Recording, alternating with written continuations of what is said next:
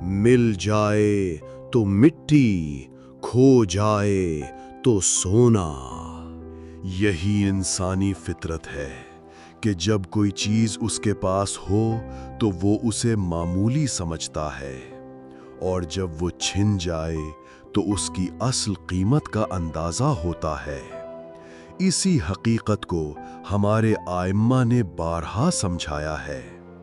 इमाम अली अलैहिस्सलाम का फरमान है, नेमत के बाकी रहने का जरिया ये है कि उसकी कदर की जाए, और जो शुक्र अदा न करे वो नेमत से महरूम हो जाता है।